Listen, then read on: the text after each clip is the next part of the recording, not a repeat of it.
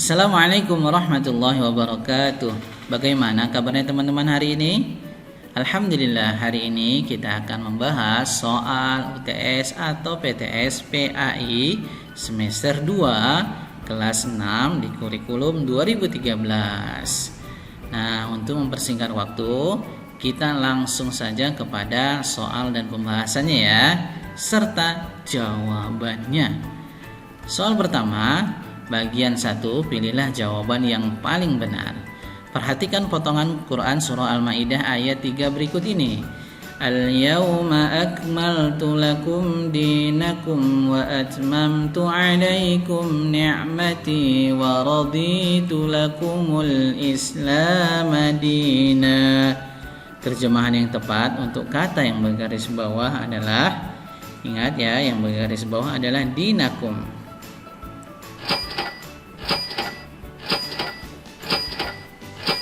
Iya, jawabannya adalah agamamu. Dinakum artinya agamamu. Soal kedua, pada hari ini aku telah sempurnakan untukmu agamamu adalah terjemahan dari potongan ayat pada hari ini. Ya, kuncinya di situ ada hari. Hari itu berarti yaum.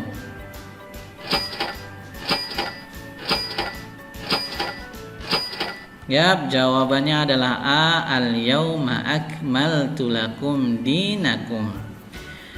Nomor 3, perhatikan tabel berikut ini. 1 prasangka, 2 mengundi nasib, 3 menggunjing, 4 berjudi, 5 mencari-cari kesalahan, 6 aniaya. Perbuatan yang dilarang Allah Subhanahu wa taala dalam Quran surah Al-Hujurat ayat 12 adalah nomor, ingat ya, ayat 12.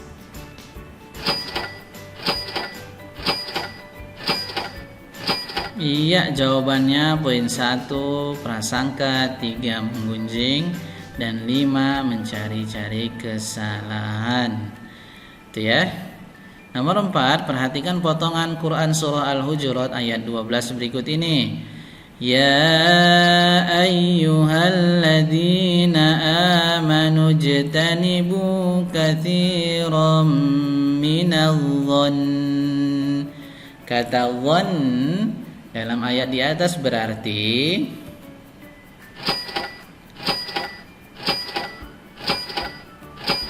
iya, prasangka B ya. Nomor 5, perhatikan pernyataan berikut. 1, manusia diciptakan bersuku-suku. 2, manusia diciptakan untuk saling menguasai. 3, manusia diciptakan untuk saling mengenal. 4, yang paling mulia adalah yang paling bertakwa. Pernyataan yang tidak sesuai dengan kandungan surah Al-Hujurat ayat 13 adalah nomor. Ingat ya, yang tidak sesuai dengan kandungan surah Al-Hujurat ayat 13. Ya, jawabannya adalah yang poin kedua, manusia diciptakan untuk saling menguasai.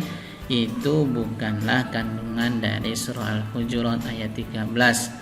Atau itu juga bukan kandungan dari syariat Islam ya.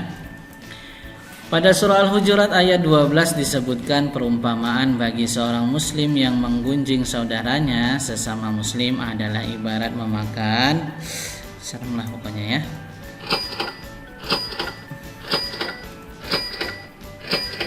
iya, daging saudaranya yang telah mati atau bangkai. Ayyakula lahma akhih. Makanya kita tidak boleh menggunjing, karena perumpamaan menggunjing itu sama dengan memakan bangkai saudaranya. Nomor 7, sesungguhnya apa yang akan terjadi pada makhluk Allah di muka bumi telah ditentukan oleh Allah dalam Lauhul Mahfuz. Definisi di atas adalah pengertian dari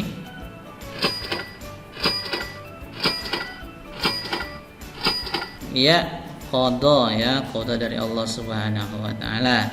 Karena semuanya telah ditentukan dalam kitab Lauhul Mahfuz, ditentukan Allah dalam kitab tersebut. Perhatikan pernyataan di bawah ini. 1, matahari terbit dari timur dan tenggelam di barat. 2, semua manusia pasti akan meninggal dunia. 3, pergantian siang dan malam. 4, seseorang menjadi kaya karena berusaha. Yang bukan termasuk contoh qada Allah Subhanahu wa taala adalah nomor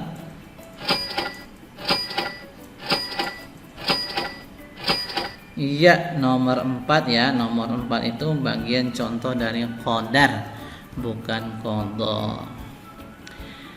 Harun bukanlah termasuk anak yang pandai di kelasnya, namun dia sangat rajin belajar. Menjelang ujian sekolah, dia belajar dengan bersungguh-sungguh dan mengurangi waktu bermainnya. Berkat usahanya tersebut, saat pengumuman kelulusan, dia berada pada peringkat pertama dengan nilai nyaris sempurna. Wow, luar biasa ya. Pernyataan di atas adalah contoh dari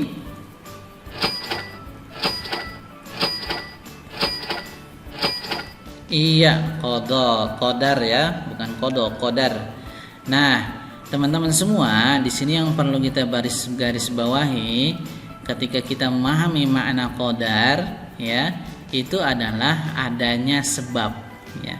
Sebab dia berusaha, maka dia akan mendapatkan apa yang diusahakannya. Sebab dia belajar, maka dia mendapatkan nilai yang baik gitu ya. Jadi ada sebab, nah itu qadar ya. Berbeda dengan qadha. Kemudian 10, yang bukan merupakan contoh qadar Allah Subhanahu wa taala adalah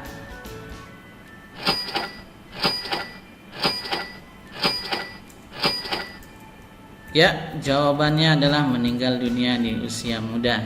Kalau ini sudah ketentuan Allah ya. Sudah menjadi qadha bukan qadar.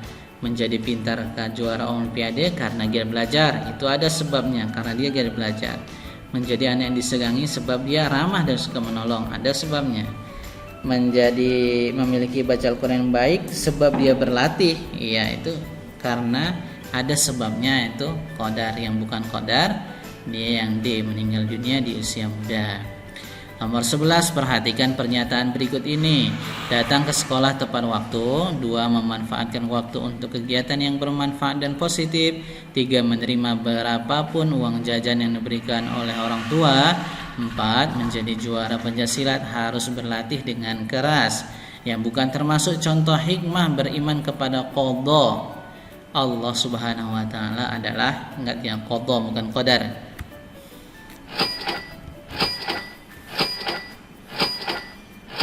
Iya, jawabannya nomor 4. Nomor 4 ini adalah contoh bagian dari qadar.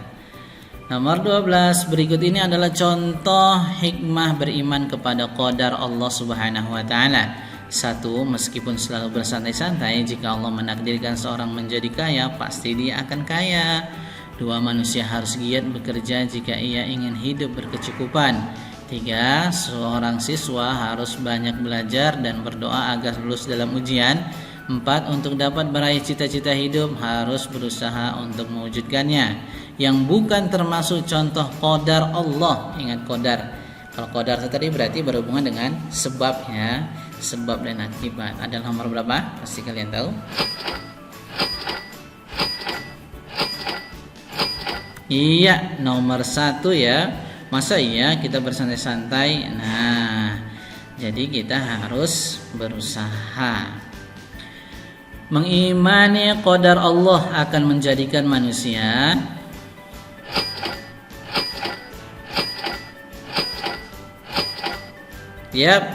yakin bahwa dengan berusaha seorang mampu untuk meraih cita-citanya.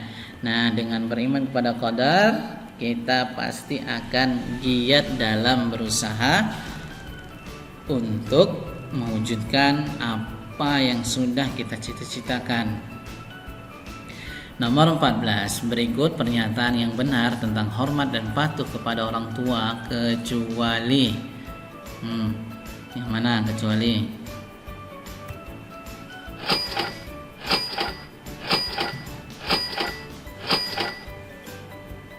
Sudah? Yang mana jawabannya adalah A ya, melaksanakan semua perintah orang tua yang diberikan kepada kita tanpa kecuali. Nah, semua perintah orang tua itu tidak harus kita lakukan jika itu bertentangan dengan syariat Islam. Jadi kita harus memilah ya. Selama perintah orang tua itu tidak bertentangan dengan syariat Islam, wajiblah kita patuh. sebagaimana yang disebutkan dalam poin D. Menuruti semua perintah orang tua selama tidak melanggar norma dan ajaran agama. Nomor 15, perhatikan tabel berikut ini. 1. Mendoakan kedua orang tua dengan sesudah sholat 5 waktu, memberi salam, meminta izin, dan mencium tangan ketika hendak berangkat sekolah. Mencuci adalah pekerjaan orang tua, jadi wajar kita tidak membantu. 4. Belajar dengan sungguh-sungguh jika hendak menjelang ujian. 5. Membantu menyapu halaman rumah yang kotor. Yang termasuk contoh hormat kepada orang tua ditunjukkan pada nomor, ingat, yang termasuk contoh. Ya, silakan.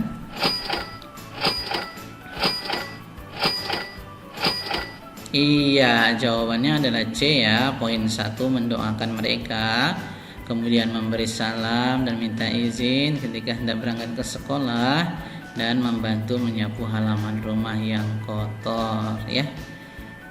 Baik teman-teman semuanya, kita masih lanjut ke nomor 16. Perhatikan tabel berikut ini. 1. Mengucapkan salam, berjabat tangan, dan mencium tangan guru ketika bertemu. 2. Mengerjakan pekerjaan rumah yang diberikan guru kepada siswa tepat waktu. 3. Membawakan guru makanan dan oleh-oleh ketika berkunjung ke rumahnya.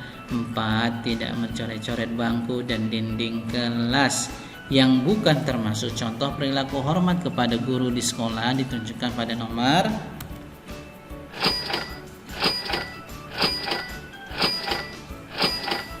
ya, nomor 3 ya. Nah, membawakan guru makanan dan oleh-oleh ketika berkunjung ke rumahnya itu bukan bukan termasuk perilaku hormat ya. Guru itu adalah pahlawan tanpa tanda jasa. Jadi kalian teman-teman semuanya jika ingin berkunjung ke rumah guru tidak perlu repot-repot membawakan oleh-oleh, karena guru selalu mendoakan kalian dengan baik, dengan tulus dan ikhlas menerima kalian jika kalian ingin belajar atau berkunjung ke rumah Bapak Ibu guru. Nomor 17, Kak Rama akan melaksanakan ujian akhir pada bulan depan. Kak Rama semakin rajin belajar agar mendapatkan nilai yang baik dalam ujian tersebut. Pada jam 4 sore ada acara TV yang kalian senangi, namun Kak Rama sedang belajar di meja belajar yang letaknya dekat dengan pesawat televisi. Nah, sikap kita yang benar adalah yang mana?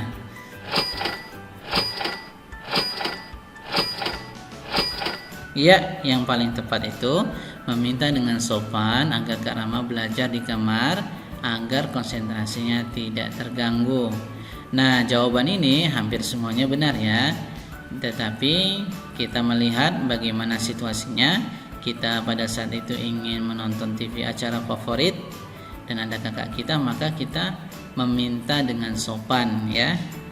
Gak mungkin kita cuek, kemudian kita matikan TV dan mencari hiburan lain, bisa juga, tapi kan ini berhubungan dengan acara TV yang kalian senangi ya. Matikan televisi dan ikut belajar pula. Nah, bisa juga sih dan sangat bisa, tapi yang paling logisnya adalah kita meminta dengan sopan agar Kak Rama belajar di kamar, konsentrasinya tidak terganggu, dan kita bisa menonton acara TV yang kita senangi gitu ya. Jadi semuanya win-win solution. 18, pukul 13.00 Tini pulang ke sekolah dengan badan yang capek sekali. Pada saat itu kondisi rumah berantakan karena habis dipakai mainan oleh adik. Sementara Umi, kakak dari Tini, baru akan pulang pukul 14. Ibu Tini sedang sibuk mencuci baju di belakang. Sikap terbaik Tini adalah ibaratkan kamu itu sebagai seorang Tini. Apa yang kamu lakukan jika berada pada posisi tersebut?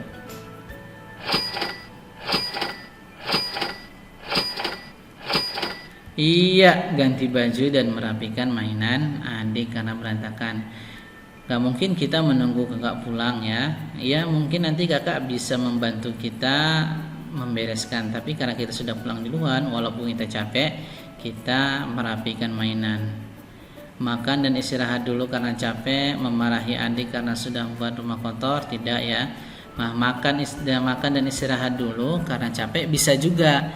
Tetapi masa iya kita bisa makan dan istirahat dulu ketika melihat rumah berantakan? Pasti tidak tenang ya, malah kita istirahat sedangkan rumah berantakan. Kita ganti baju, merapikan main adik itu sebentar, kemudian kita makan siang, kemudian kita istirahat, itu jauh lebih baik. Nomor 19, saling menghormati dan dapat bekerja sama terhadap seorang maupun kelompok yang berbeda suku, agama, ras, bahasa, dan golongan adalah pengertian dari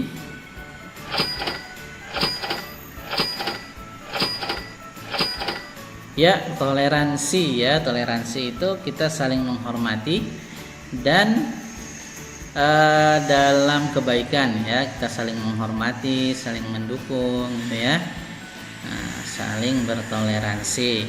Soal ke-20, menghindarkan diri dari prasangka dan berpikir positif terhadap orang lain, baik itu orang tua, guru maupun teman adalah pengertian dari. Ingat ya, jangan sampai terjebak. Menghindarkan diri dari prasangka dan berpikir positif.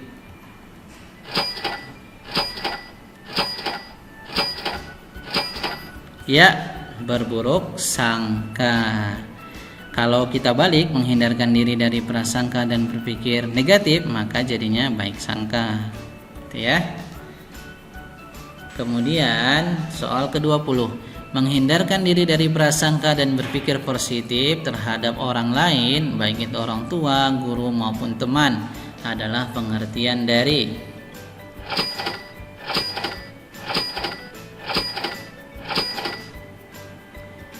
Iya, berbaik sangka ya. Nah, teman-teman semuanya, nomor 21, rasa kasihan terhadap penderitaan orang lain yang ada dalam diri manusia dinamakan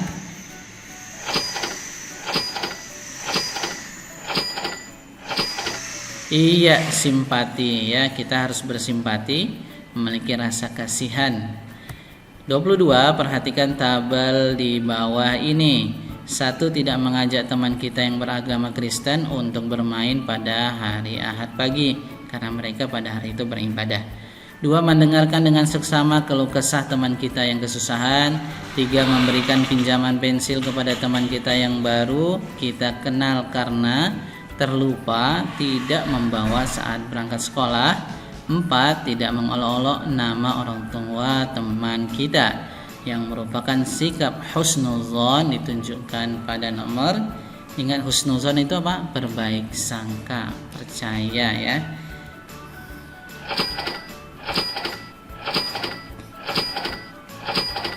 Iya, nomor 3 ya. Walaupun kita baru kenal, kemudian dia membutuhkan pensil untuk belajar, maka kita pinjemi. Wah, tinggal dibalikannya ya, kita harus berhusnuzon, berprasangka baik terhadapnya. Nomor 23, berikut ini adalah contoh-contoh sikap toleransi kecuali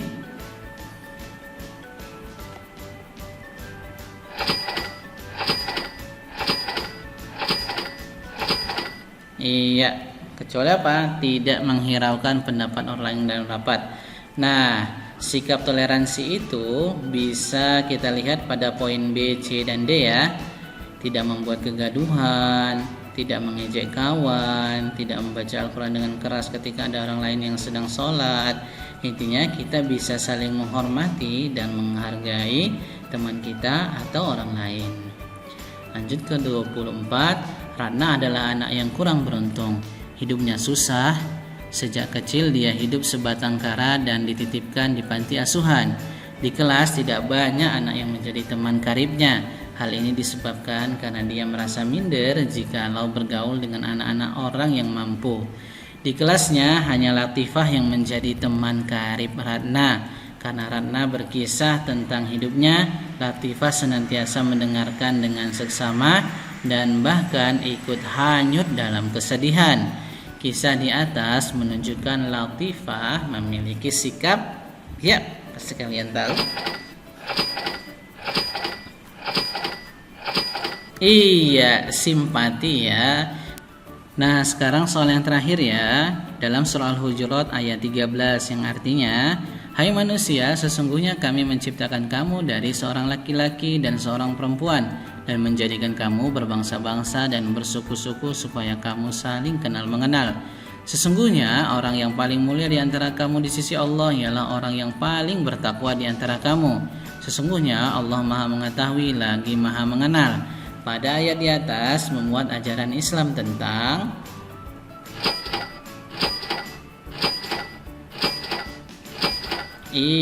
hidup rukun. Karena jelas di sini Allah menciptakan kita dengan bermacam suku supaya kita saling mengenal ya, berkebangsaan berbeda-beda agar kita saling mengenal dan hidup rukun.